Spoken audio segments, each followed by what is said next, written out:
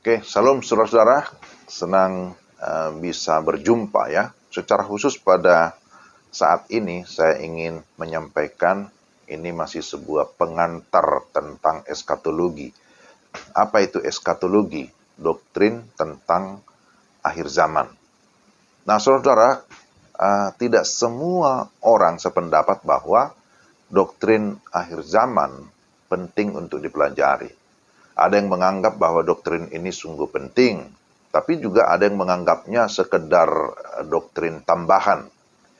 Mereka ini mengatakan bahwa apa dan bagaimanapun pandangan kita tentang doktrin ini, itu tidak akan mempengaruhi atau mempercepat atau memperlambat kedatangan Kristus. Nah, karena itu lebih baik membicarakan hal-hal lain yang jauh lebih penting. Itulah pandangan sebagian orang.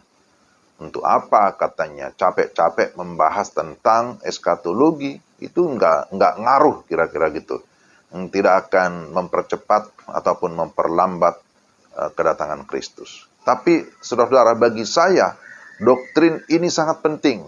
Bicara tentang eskatologi itu sangat penting. Jadi ada beberapa alasan mengapa kita harus mempelajari eskatologi. Pertama, Alkitab mengajarkan bahwa sejarah tidak akan berjalan dengan sendirinya begitu saja. Tetapi ada dalam pimpinan dan kontrol daripada Allah. Sejarah akan menuju pada penggenapannya yang sempurna.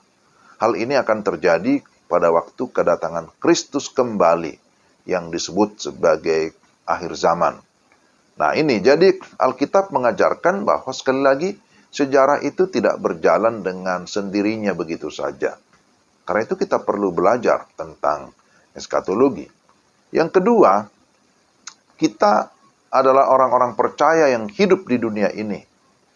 Kita tidak boleh terlalu disibukkan oleh dunia ini sehingga kita lupa bahwa kita akan menerima sesuatu yang dikatakan dalam 1 Petrus 1 ayat 4, yaitu suatu bagian yang tidak dapat binasa, yang tidak dapat cemar, dan yang tidak dapat layu, yang tersimpan di surga. Jadi 1 Petrus 1 ayat 4 itu bicara tentang kekekalan, bicara tentang adanya surga. Karena itu kita harus berusaha menghubungkan apa yang kita lakukan sekarang dengan doktrin ini. Ya, sebagaimana tokoh reformasi, namanya Martin Luther. Ya, Martin Luther pernah berkata begini, "Aku hanya punya 2 hari, yaitu hari ini dan hari itu." Jadi dia berkata, ada hari ini dan ada hari itu. Saya mau hidup hari ini dalam terang hari itu. Hari itu yang dimaksud itu bicara tentang hari Tuhan, hari kedatangan Kristus kembali. Yang ketiga, sesungguhnya segala kejahatan dan penderitaan yang terjadi di dunia ini, itu hanya akan berakhir pada akhir zaman. Sekali lagi bahwa pada masa ini, selama kita masih menantikan kedatangan Kristus kembali, disebutkan akan ada penderitaan, ada segala macam kejahatan. Jadi pengharapan dan kerinduan kita akan dunia yang penuh dengan kebahagiaan, yang ideal, itu akan terjadi, itu akan dipenuhi atau digenapi pada akhir zaman. Nah, itulah sebabnya kita tidak setuju pada kelompok tertentu yang memiliki pandangan yang terlalu optimis akan keadaan dunia saat ini. Yang berkata bahwa dunia akan semakin baik, dunia akan menuju kepada kesempurnaan. Kenyataannya, dunia akan semakin rusak. Kejahatan semakin merajalela. Dan hal itu sebenarnya itu sudah dicatat, sudah ditegaskan di dalam kitab suci, di dalam Alkitab. Ya, di dalam 2 Timotius 3 ayat 13 dikatakan, ya, sedangkan orang jahat dan penipu akan bertambah jahat. Jadi saudara-saudara, ini hal yang harus kita pahami, yang harus kita sadari.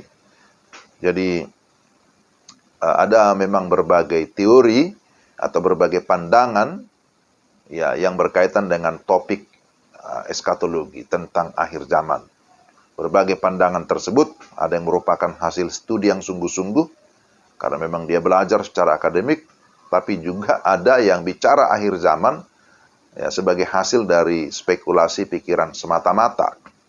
Jadi sangat menyedihkan jika kita melihat kenyataan bahwa tidak sedikit orang yang mencoba membangun teorinya tanpa dasar teologi yang jelas, lalu mengajarkannya dengan penuh keberanian, dengan gaya yang sangat otoritatif, padahal pandangan tersebut sesungguhnya bukanlah pandangan Alkitab yang utuh, melainkan hanya sekedar kutipan-kutipan dari beberapa ayat saja.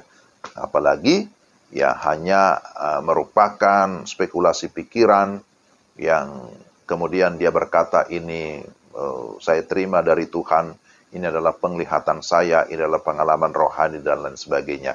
Jadi ini ya sebagai pengantar betapa kita pentingnya mempelajari yang namanya eskatologi, karena mempelajari eskatologi tentu itu tidak bisa dipisahkan dengan kehidupan kita sekarang, bagaimana kita menjalaninya.